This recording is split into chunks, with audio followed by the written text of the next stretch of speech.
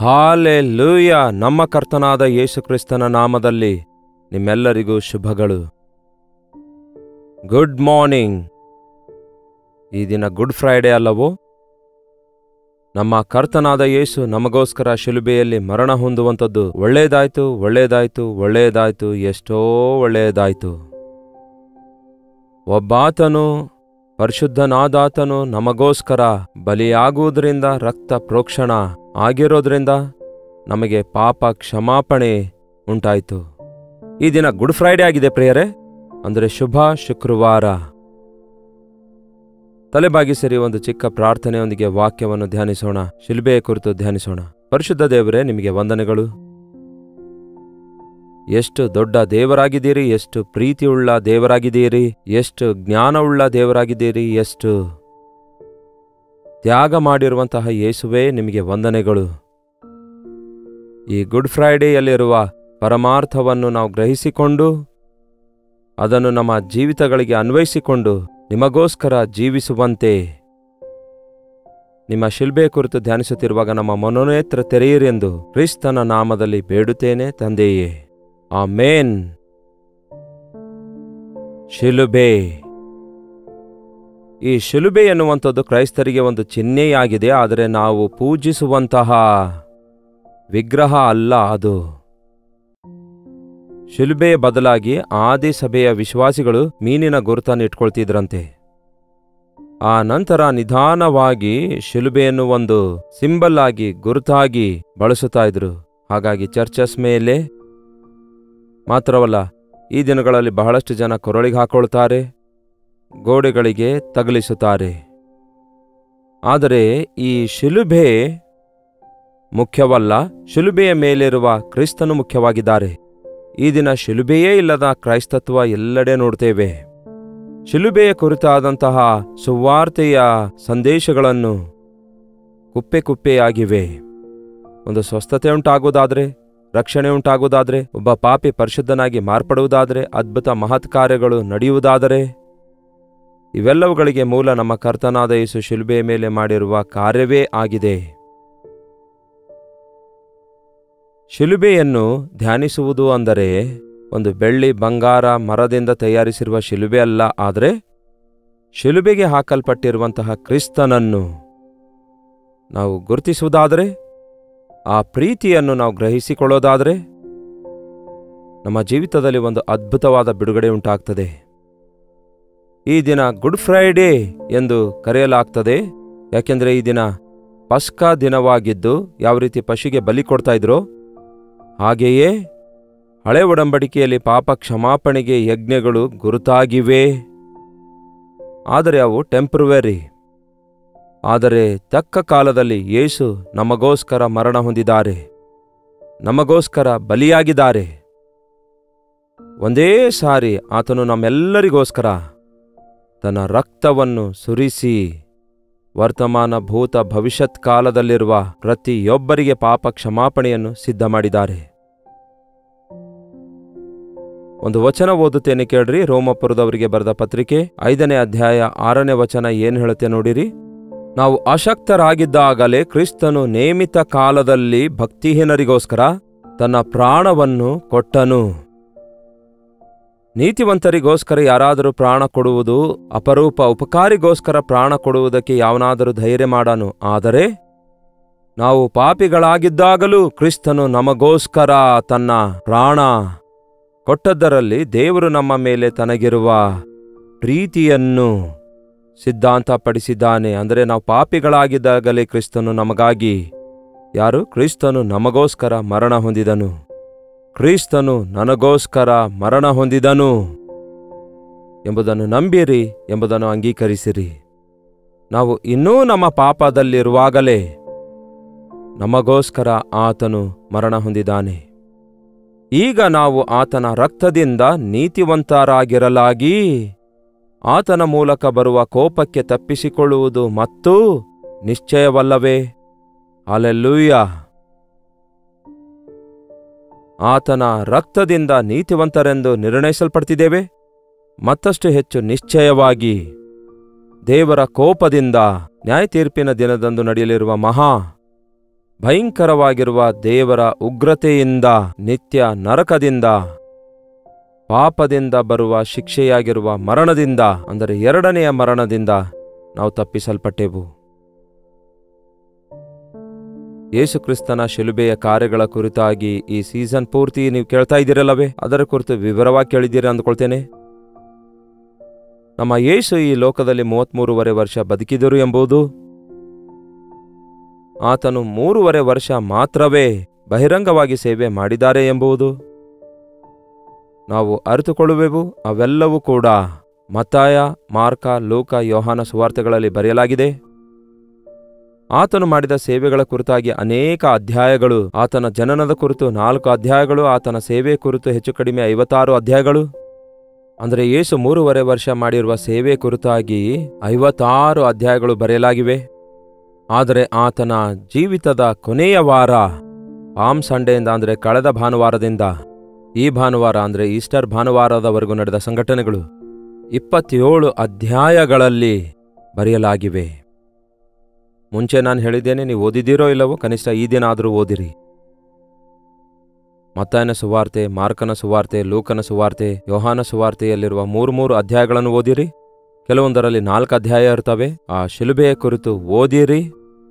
ಆತನು ಯಾವ ರೀತಿಯಾದಂತಹ ಆ ತ್ಯಾಗ ಮಾಡಿದ್ದಾರೆ ಎನ್ನುವಂಥದ್ದು, ಯಾಕೆ ಆತನು ಶಿಲುಬೆಗೆ ಹಾಕಲ್ಪಟ್ಟನು ಎಂಬುದು ನಿಮಗೆ ಚೆನ್ನಾಗಿ ಅರ್ಥ ಆಗುತ್ತೆ. ಆತನು ಅಪರಾಧಿ ಅಲ್ಲ ಪ್ರಿಯರೇ. ಆತನಲ್ಲಿ ಯಾವ ಅಪರಾಧವಿಲ್ಲವೆಂದು ಪ್ರಧಾನ ನ್ಯಾಯಾಧಿಪತಿಯೇ ಹೇಳುತ್ತಾನೆ. ಹಾಗಾದರೆ ಯಾಕೆ ಆತನಿಗೆ ಆ ರೋಮನ್ನರು ಕೊಡುವ ಶಿಕ್ಷೆ, ಈ ಯಹೂದ್ಯರು ಕೊಟ್ಟ ಶಿಕ್ಷೆ, ರೋಮನ್ ಕ್ಯಾಪಿಟಲ್ ಶಿಕ್ಷೆ, ಕೊರಡೆಗಳ ಶಿಕ್ಷೆ, ಈ ಯಹೂದ್ಯರ ಭಯಂಕರವಾದ ತೀರ್ಪಿನ ಶಿಕ್ಷೆ ಶಿಲುಬೆಗೆ ಹಾಕಲ್ಪಡೋದು?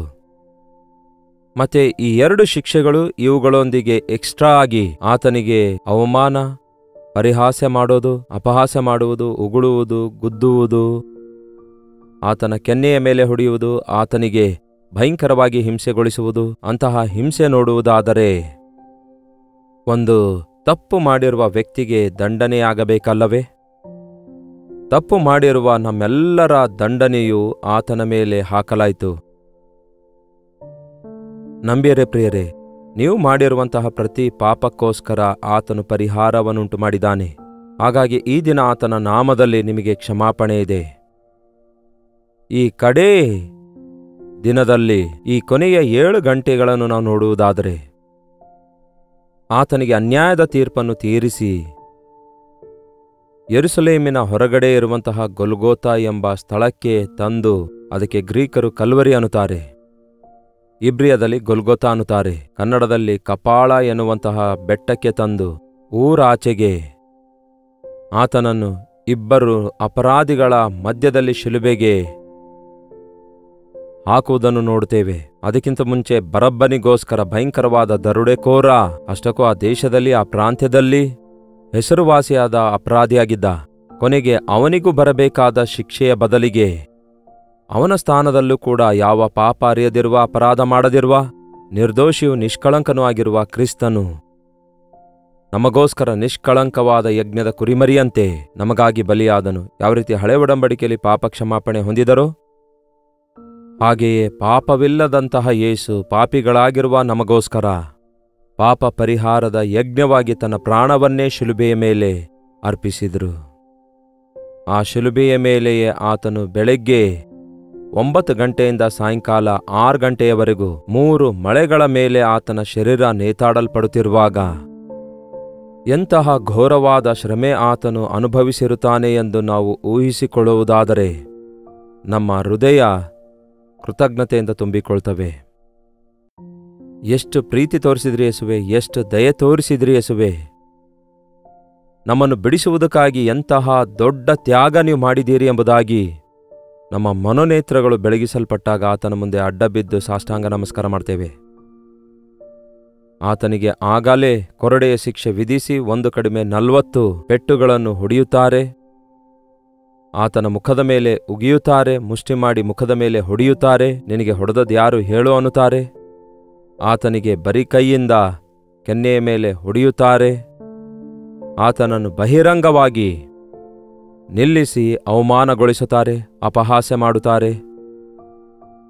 ಆತನು ಅನೇಕ ಗಂಟೆಗಳವರೆಗೂ ಆ ಶಿಲುಬೆಯ ಮೇಲೆ ಆತನು ನೇತಾಡಲ್ಪಡುತ್ತಾ ಆ ಶಿಲುಬೆಯ ಮೇಲಿನಿಂದ ನುಡಿದಿರುವ ಬೆಳಗ್ಗೆ 9 ಗಂಟೆಯಿಂದ ಮಧ್ಯಾಹ್ನ ಸುಮಾರು 3 ಗಂಟೆಯವರೆಗೂ, ಹೆಚ್ಚು ಕಡಿಮೆ 3 ಗಂಟೆ ಅನ್ನಷ್ಟೊತ್ತಿಗೆ ಕೊನೆಯ ಮಾತು ಎಲ್ಲವೂ ತೀರಿತು ಅಂತ ಹೇಳಿ ಆತನು ತನ್ನ ಪ್ರಾಣ ಅರ್ಪಿಸಿಕೊಟ್ಟನು. ಆ 7 ಮಾತುಗಳ ಕುರಿತು ಈಗಾಗಲೇ ನೀವು ಚರ್ಚ್ನಲ್ಲಿ ಧ್ಯಾನಿಸಿರುತ್ತೀರಿ ಎಂದು ನಂಬುತ್ತೇನೆ. ಇಲ್ಲವಾದರೆ ಮತ್ತೆ ನೀವು ಆ 7 ಮಾತುಗಳ ಕುರಿತು ಧ್ಯಾನಿಸಿರಿ. ತಂದೆಯೇ, ಅವರು ಏನು ಮಾಡುತ್ತಿದ್ದಾರೆ, ಅವರು ಅರಿಯರು, ಅವರನ್ನು ಕ್ಷಮಿಸಿರಿ ಎನ್ನುವಂಥದ್ದು ಮೊದಲನೇ ಮಾತಾಗಿದೆ. ಈ ಹೊತ್ತೇ ನೀನು ನನ್ನ ಸಂಗಡ ಪರದೈಸಿನಲ್ಲಿ ಇರುವಿ ಎನ್ನುವಂಥದ್ದು 2ನೇ ಮಾತಾಗಿದೆ. ಇಗೋ ನಿನ್ನ ತಾಯಿ, ಇಗೋ ನಿನ್ನ ಮಗನು ಎಂಬುದು 3ನೇ ಮಾತಾಗಿದೆ. ನನ್ನ ದೇವರೇ ಯಾಕೆ ನನ್ನ ಕೈ ಬಿಟ್ಟಿ ಎನ್ನುವುದು 4ನೇ ಮಾತಾಗಿದೆ.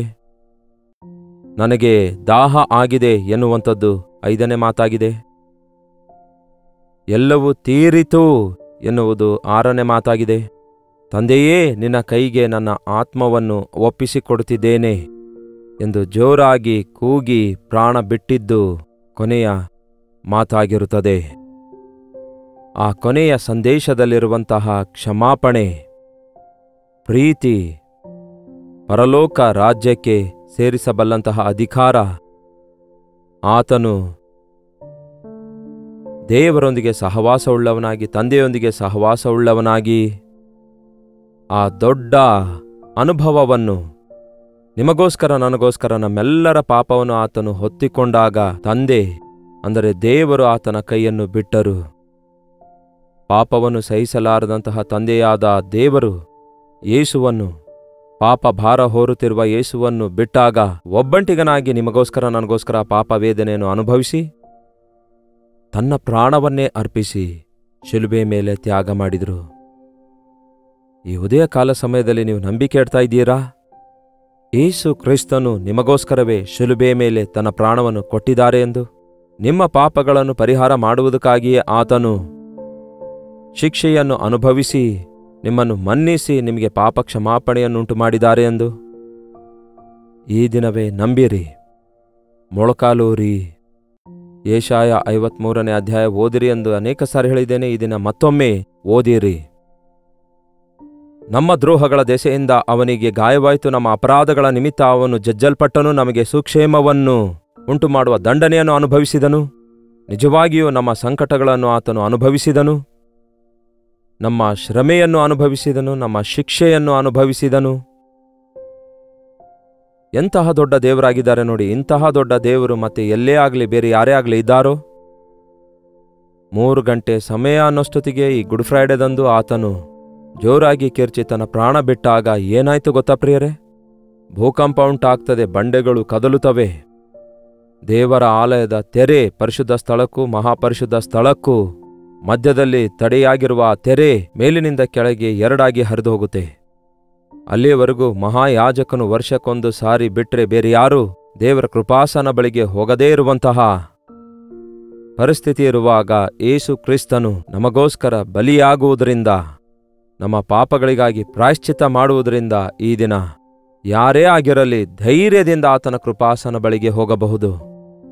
ದೇವರಿಗೂ ಮನುಷ್ಯರಿಗೂ ಮಧ್ಯಸ್ಥಿಕೆಗಾರನು ಒಬ್ಬನೇ, ಆತನೇ ಕರ್ತನಾದ ಕ್ರಿಸ್ತ ಯೇಸು. ನಮ್ಮ ಪಾಪಗಳನ್ನು ಪರಿಹಾರ ಮಾಡುವುದಕ್ಕಾಗಿ ತನ್ನ ಪ್ರಾಣ ಕೊಟ್ಟ ದೇವರು ಮರಣವನ್ನು ಜಯಿಸಿ, ಪಾಪವನ್ನು ಜಯಿಸಿ, ಸೈತಾನನನ್ನು ಜಯಿಸಿ, ಪಾತಾಳವನ್ನು ಜಯಿಸಿ ಮೃತ್ಯುಂಜಯನಾಗಿ ಎದ್ದು ಬಂದಿದ್ದಾರೆ ಎಂಬುದನ್ನು ಕೂಡ ಗುರುತಿಸುವುದಾದರೆ ಈ ದಿನ ಧೈರ್ಯದಿಂದ ಆತನ ಕೃಪಾಸನ ಬಳಿಗೆ ಹೋಗಬಹುದು. ಮೊದಲು ದೂರವಾಗಿರುವ ನಾವು ಆತನ ಶಿಲುಬೆಯ ಯಜ್ಞದ ಮೂಲಕ ಈಗ ಸಮೀಪಸ್ಥರಾಗಿದ್ದೇವೆ. ದೇವರಿಗೂ ನಮಗೂ ಇರುವಂತಹ ದೂರವನ್ನು ಆತನು ಶಿಲುಬೆಯ ಮೂಲಕ ಸಮೀಪಗೊಳಿಸಿ, ಶಿಲುಬೆಯ ಮುಖಾಂತರ ದೇವರ ಸಮೀಪಕ್ಕೆ ನೀವು ಬರುವ ಹಾಗೆ, ನೀವು ಪರಲೋಕಕ್ಕೆ ವಾರಸುದಾರರಾಗುವ ಹಾಗೆ, ನಿಮ್ಮ ಪಾಪ ವಿಮೋಚಿಸಲ್ಪಡುವ ಹಾಗೆ, ಪರಿಶುದ್ಧರಾಗಿ ದೇವರ ನಾಮ ಮಹಿಮೆ ಪಡಿಸುವ ಹಾಗೆ ಯೇಸು ಶಿಲುಬೆ ಮೇಲೆ ಯಜ್ಞವಾಗಿ ಅರ್ಪಿಸಿಕೊಟ್ಟಿದ್ದಾರೆ. ಯೇಸು ಸತ್ತ ದಿನಕ್ಕೆ ಯಾಕೆ ಶುಭ ದಿನ ಅನ್ನುತ್ತಾರೆ ಅನ್ನುವಿರೋ? ನಮ್ಮನ್ನು ಬದುಕಿಸುವುದಕ್ಕೋಸ್ಕರ ಆತನು ಸತ್ತಿರುವುದು ಒಳ್ಳೆಯದಾಯಿತು. ನಾವೇನಾದರೂ ಸಾಯುವುದಾದರೆ ತಿರುಗಿ ಬದುಕುವುದಿಲ್ಲ. ಆದರೆ ಆತನು ನನ್ನ ಪ್ರಾಣ ಕೊಡುವುದಕ್ಕಾಗಿಯೂ ಅದನ್ನು ತಿರುಗಿ ಪಡೆದುಕೊಳ್ಳುವುದಕ್ಕಾಗಿಯೂ ನನಗೆ ಅಧಿಕಾರ ಇದೆ ಎಂದು ಆತನು ಹೇಳಿರುವುದರಿಂದ ಆತನು ನಮಗೋಸ್ಕರ ನಮ್ಮ ಪಕ್ಷದಲ್ಲಿ ತನ್ನ ಪ್ರಾಣ ಕೊಟ್ಟಿದ್ದಾನೆ. ಮರಣದ ಅಧಿಕಾರಿಯನ್ನು ಅಂದರೆ ಸೈತಾನನನ್ನು ಮರಣದಿಂದಲೇ ಜಯಿಸಿದ್ದಾನೆ. ಈಗ ಮೃತ್ಯುಂಜಯನಾಗಿ ಎದ್ದು ಬಂದಿದ್ದಾರೆ. ಇದನ್ನು ಒಂದು ವೇಳೆ ನಾವು ಗುರುತಿಸುವುದಾದರೆ ಆತನ ಮುಂದೆ ಅಡ್ಡಬಿದ್ದು ಆರಾಧಿಸ್ತೇವೆ. ಈ ಗುಡ್ ಫ್ರೈಡೇದಂದು ನಿಮ್ಮ ಸಭೆಗಳಿಗೆ ಹೋಗಿರಿ, ದೇವರ ಸನ್ನಿಧಿಯಲ್ಲಿ ಸಮಯ ಕಳೆಯಿರಿ, ನಿಮ್ಮ ಹೃದಯ ಭಾರವನ್ನೆಲ್ಲ ಕರ್ತನ ಮುಂದೆ ಹೊಯ್ದುಕೊಳ್ಳಿರಿ. ನಮ್ಮ ಪಾಪಗಳನ್ನು ನಾವು ಒಪ್ಪಿಕೊಳ್ಳುವುದಾದರೆ ಆತನು ನಂಬಿಗಸ್ತನು ನೀತಿವಂತನಾಗಿರುವುದರಿಂದ ನಮ್ಮನ್ನು ಸಕಲ ಅನೀತಿಗಳಿಂದ ತೊಳೆದು ಶುದ್ಧೀಕರಿಸುತ್ತಾನೆ. ಯೇಸು, ನೀನು ತಿರುಗಿ ಬರುವಾಗ ನಿನ್ನ ರಾಜ್ಯದಲ್ಲಿ ನನ್ನನ್ನು ಜ್ಞಾಪಕ ಮಾಡಿಕೋ ಎಂದು ಆ ಅಪರಾಧಿ ಕೇಳಿದಾಗ ಅವನನ್ನು ಕ್ಷಮಿಸುವುದಷ್ಟೇ ಅಲ್ಲ, ಈ ಹೊತ್ತೇ ನೀನು ನನ್ನೊಂದಿಗೆ ಪರದೇಶಿನಲ್ಲಿರುವಿ ಎಂದು ಯೇಸು ಭರವಸೆ ಮಾತು ಕೊಟ್ಟಂತೆ ಈ ದಿನ ಯೇಸುವೇ, ನನ್ನನ್ನು ಕ್ಷಮಿಸಿರಿ, ನನ್ನನ್ನು ಜ್ಞಾಪಕ ಮಾಡಿಕೊಳ್ಳಿರಿ, ನನ್ನ ಪಾಪದ ಹೊರೆಯಿಂದ ಬಿಡಿಸಿರಿ, ನನ್ನನ್ನು ನನ್ನ ಪಾಪ ಭಾರದಿಂದ ಬಿಡಿಸಿರಿ ಎಂದು ನಾವು ಪ್ರಾರ್ಥಿಸುವುದಾದರೆ ಲೋಕದ ಪಾಪ ಹೊತ್ತುಕೊಂಡು ಹೋಗುವ ಯಜ್ಞದ ಕುರಿಮರಿಯಾದಾತನು ನಮ್ಮ ಎಲ್ಲರ ಪಾಪಗಳನ್ನು ಆ ಕಲ್ವರಿಯ ಕ್ರೂಜೆ ಮೇಲೆ ಆಗಲೇ ಹೊತ್ತುಕೊಂಡು ಹೋಗಿ ಯಜ್ಞವಾಗಿ ಅರ್ಪಿಸಿಕೊಟ್ಟಿದ್ದಾರೆ ಎಂದು ನಾವು ನಂಬುವುದಾದರೆ ಪಾಪ ಕ್ಷಮಾಪಣೆ ಹೊಂದಿಕೊಳ್ತೇವೆ, ಪರಿಶುದ್ಧರಾಗಿ ಆತನ ಸಾಕ್ಷಿಗಳಾಗಿ ಜೀವಿಸುವವರಾಗಿರ್ತೇವೆ. ಪ್ರಾರ್ಥನೆ. ಪರಿಶುದ್ಧ ದೇವರೇ, ಪ್ರೀತಿಯುಳ್ಳ ತಂದೆಯೇ, ಇದೇನೋ ಗುಡ್ ಫ್ರೈಡೇ ಅಂತ ಹೇಳಿ ನಾವು ಸುಮ್ಮನೆ ಹಬ್ಬದಂತೆ ಸೆಲೆಬ್ರೇಟ್ ಮಾಡಿಕೊಳ್ಳದೆ ಪಶ್ಚಾತ್ತಾಪದೊಂದಿಗೆ ನಿಮ್ಮ ಮುಂದೆ ಸಾಷ್ಟಾಂಗವಾಗಿ ಅಡ್ಡಬಿದ್ದು ನಿಮ್ಮ ಶ್ರೇಷ್ಠ ಪ್ರೀತಿಯನ್ನು, ನಿಮ್ಮ ಶ್ರೇಷ್ಠ ಶಕ್ತಿಯನ್ನು, ನಿಮ್ಮ ಶ್ರೇಷ್ಠ ತ್ಯಾಗವನ್ನು ಗುರುತಿಸಲು ನಮಗೆ ಸಹಾಯ ಮಾಡಿರಿ. ದೇವರಿಂದ ದೂರವಾಗಿರುವಂತಹ ಅಪರಾಧಿಗಳಾಗಿರುವಂತಹ ಪಾಪದ ಕೊಳದಲ್ಲಿ ಮುಳುಗಿ ಹೋಗಿರುವಂತಹ ನಮ್ಮನ್ನು ಪರಿಶುದ್ಧಗೊಳಿಸುವುದಕ್ಕಾಗಿ, ನಮ್ಮನ್ನು ದೇವರ ಸಮೀಪಕ್ಕೆ ತರುವುದಕ್ಕಾಗಿ, ಪರಿಶುದ್ಧಗೊಳಿಸುವುದಕ್ಕಾಗಿ ನಿಮ್ಮ ರಕ್ತವನ್ನೇ ಸುರಿಸಿದ್ದೀರಿ. ನಿಮ್ಮ ರಕ್ತದಲ್ಲಿ ತೊಳೆಯಲ್ಪಟ್ಟು ನೀತಿವಂತರಾಗಿಯೂ ಪರಿಶುದ್ಧರಾಗಿಯೂ ಮಾಡಲ್ಪಟ್ಟು ಕರ್ತನ ಮಕ್ಕಳಾಗಿ ಜೀವಿಸುವುದಕ್ಕೋಸ್ಕರ ನಮಗಾಗಿ ಶಿಲುಬೆ ಯಜ್ಞ ಕಾರ್ಯ ಮಾಡಿದಕ್ಕಾಗಿ ನಿಮಗೆ ವಂದನೆಗಳು. ಈ ಶಿಲುಬೆ ಮಾತು ನಾಶನದ ಮಾರ್ಗದಲ್ಲಿರುವವರಿಗೆ ಹುಚ್ಚು ಮಾತು, ರಕ್ಷಿಸಲ್ಪಟ್ಟ ನಮಗಾದರೂ ಈ ಶಿಲುಬೆ ಕುರಿತಾದ ವಾರ್ತೆ ಶಕ್ತಿಯಾಗಿದೆ ಎಂಬುದನ್ನು ಗುರುತಿಸಿ ಪರಿಶುದ್ಧಾತ್ಮನ ಶಕ್ತಿ ಹೊಂದಿಕೊಳ್ಳುವಂತೆ ನಮ್ಮಲ್ಲಿ ಪ್ರತಿಯೊಬ್ಬರಿಗೂ ಸಹಾಯ ಮಾಡಿರಿ ಎಂದು ಕ್ರಿಸ್ತನ ನಾಮದಲ್ಲಿ ಬೇಡುತ್ತೇನೆ ತಂದೆಯೇ, ಆಮೇನ್. ತಂದೆಯಾದ ದೇವರ ಪ್ರೀತಿಯು, ಮಗನಾಗಿರುವ ಕ್ರಿಸ್ತನ ಕೃಪೆಯೂ, ಆದರಣೆಕರ್ತನಾದ ಪವಿತ್ರಾತ್ಮನ ಸಹವಾಸವು ಕೂಡಿ ಬಂದಿರುವ ನಮ್ಮೆಲ್ಲರ ಸಂಗಡ ಇಂದಿಗೂ ಸದಾಕಾಲಕ್ಕೂ ನೆಲೆಯಾಗಿರಲಿ. ಆಮೇನ್. ದೇವರಿಗೆ ಸ್ತೋತ್ರ. ಈ ಗುಡ್ ಫ್ರೈಡೇದಂದು ದೇವರ ಸನ್ನಿಧಿಯಲ್ಲಿ ನಮ್ಮ ಹೃದಯ ಭಾರವನ್ನೆಲ್ಲ ಮತ್ತೊಮ್ಮೆ ನಾವು ಹಂಚಿಕೊಳ್ಳೋಣ. ಆತನ ಶಿಲುಬೆಯ ಕಾರ್ಯವನ್ನು ಜ್ಞಾಪಕ ಮಾಡಿಕೊಳ್ಳೋಣ, ಅದನ್ನು ಧ್ಯಾನಿಸೋಣ, ಮತ್ತಷ್ಟು ಹೆಚ್ಚಾಗಿ ಆತನ ಪ್ರೀತಿಯನ್ನು ಸವಿದುಕೊಂಡು ಆತನನ್ನೇ ಅಪ್ಪಿಕೊಳ್ಳೋಣ. ನಿಮಗಾಗಿ ನಾವು ಪ್ರಾರ್ಥಿಸಬೇಕಾದರೆ 8939731313 ನಂಬರ್ಗೆ, ನೀವು ಇತರ ದೇಶದಿಂದಲೂ ಸಹ ವೀಕ್ಷಿಸುವುದಾದರೆ ಕೊಡಲ್ಪಟ್ಟಂತಹ ಇದೇ ನಂಬರ್ಗೆ ಒಂದು ಟೆಕ್ಸ್ಟ್ ಇಲ್ಲವೇ ವಾಯ್ಸ್ ಮೆಸೇಜ್ ಮುಖಾಂತರ ವಾಟ್ಸಪ್ ಕಳಿಸಿಕೊಡಿರಿ. ನಿಮಗಾಗಿ ವಿಜ್ಞಾಪನೆ ಮಾಡಲು ನಾವು ಸಿದ್ಧರಾಗಿದ್ದೇವೆ, ನೀವು ಕೂಡ ಪ್ರಾರ್ಥಿಸಿರಿ. ಕರ್ತನ ಚಿತ್ತವಿರುವುದಾದರೆ ಮತ್ತೆ ನಾಳೆ ಇದೇ ಅನುದಿನದ ಧ್ಯಾನ ಎಂಬ ಕಾರ್ಯಕ್ರಮದಲ್ಲಿ ಮತ್ತೆ ಭೇಟಿಯಾಗೋಣ. ಈ ಕಾರ್ಯಕ್ರಮ ಯಥಾಪ್ರಕಾರ ಮುಂದುವರಿಯುತ್ತೆ. ಅಷ್ಟು ಮಾತ್ರವಲ್ಲ, ಈ ದಿನ ಗುಡ್ ಫ್ರೈಡೇ ಸಂದರ್ಭದಲ್ಲಿ ಒಂದು ಸಭೆಯಾಗಿ ಯೇಸು ಕ್ರಿಸ್ತನು ಮಾಡಿರುವ ಶಿಲುಬೆಯ ಮೇಲಿನ ಆ ಯಜ್ಞದ ಕಾರ್ಯವನ್ನು ನಾನಾ ವಿಧವಾದ ಸಭೆಗಳಲ್ಲಿ ನಾವು ಧ್ಯಾನಿಸುತ್ತಾ ಇರ್ತೇವಲ್ಲವೇ? ಹಾಗಾಗಿ ಬೇರೆ ಬೇರೆ ಸಮಯಗಳಲ್ಲಿ ನಿಮ್ಮ ಅನುಕೂಲತೆಯ ಮೇರೆಗೆ ನಡೆಯುವ ನಿಮ್ಮ ಸಭೆಯಲ್ಲಿನ ಈ ಗುಡ್ ಫ್ರೈಡೇ ಆರಾಧನೆಯಲ್ಲಿ ಪಾಲ್ಗೊಳ್ಳಿರಿ. ಕನಿಷ್ಠ ಈ ದಿನವಾದರೂ ಯೇಸು ಶಿಲುಬೆ ಮೇಲೆ ಮಾಡಿರುವ ಕಾರ್ಯ ಜ್ಞಾಪಕ ಮಾಡಿಕೊಳ್ಳಿರಿ. ನಿಮ್ಮ ಸಭೆಗಳಿಗೆ ಹೋಗಿ ಆಶೀರ್ವಾದ ಹೊಂದಿಕೊಳ್ಳಿರಿ.